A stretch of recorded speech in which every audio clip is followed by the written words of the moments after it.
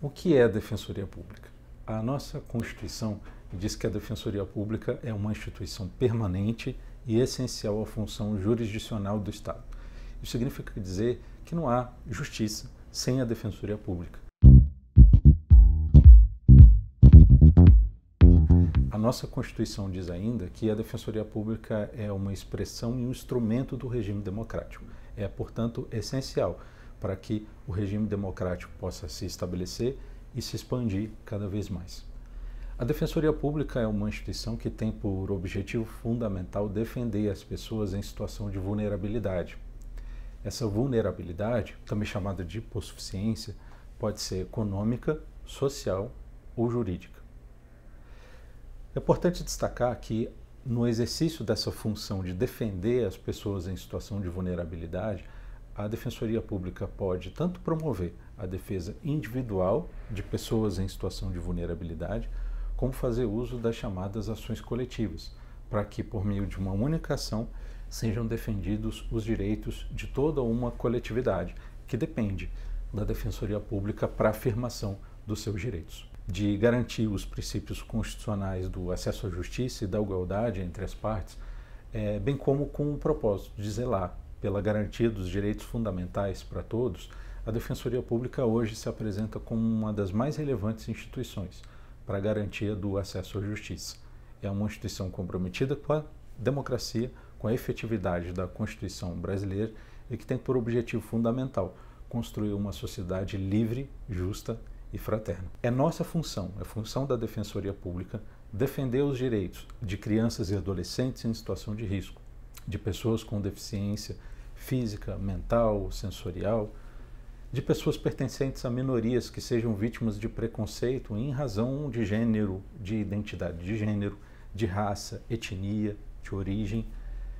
Também é nossa função defender os direitos das pessoas privadas de liberdade, das vítimas de violência institucional e familiar e ainda das vítimas da pobreza e da miséria.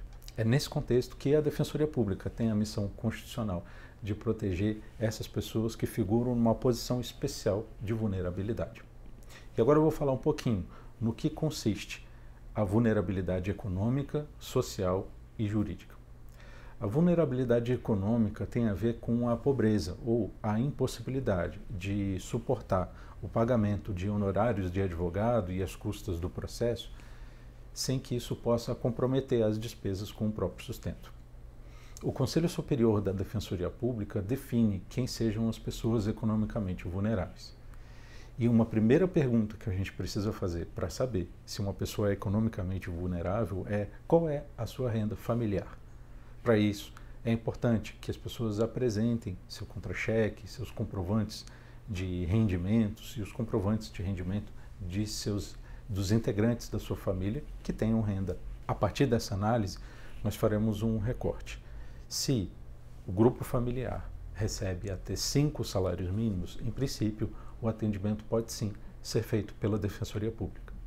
Mas essa regra traz algumas exceções, tanto para incluir pessoas que podem ser atendidas pela Defensoria Pública, como para excluir pessoas que, embora ganhem 5 ou menos salários mínimos como renda familiar, por vezes apresentem algumas outras circunstâncias que a afastem da condição de economicamente vulnerável. Portanto, se uma pessoa recebe até 5 salários mínimos como renda familiar, mas ela é titular de 2 ou mais imóveis, ou ainda, se ela possui em cadernetas de poupança, em contas bancárias ou outros tipos de investimento financeiro, um valor equivalente ou superior a 20 salários mínimos, a Defensoria Pública, em princípio, não pode fazer a defesa dessa pessoa. Ela não figuraria na condição de economicamente vulnerável. No entanto, há algumas situações em que, mesmo que a pessoa ganhe mais do que 5 salários mínimos como renda familiar, mesmo que possua 2 ou mais imóveis,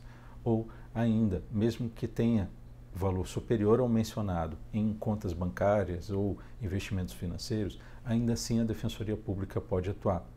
Isso ocorre quando há a chamada situação de superendividamento.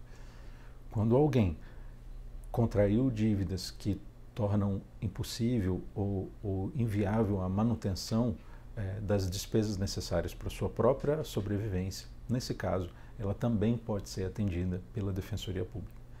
A gente percebe, portanto, que a ideia de vulnerabilidade econômica está muito associada à impossibilidade de custear os serviços de um advogado particular.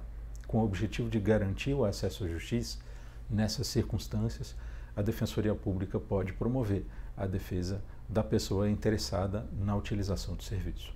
Além disso, a Defensoria Pública também faz a defesa de pessoas em situação de vulnerabilidade social. Essas são aquelas pessoas que, embora até tenham condições de pagar pelos serviços de um advogado, episodicamente, em função de algumas condições que elas apresentam, elas possuem um obstáculo significativo para o acesso à justiça.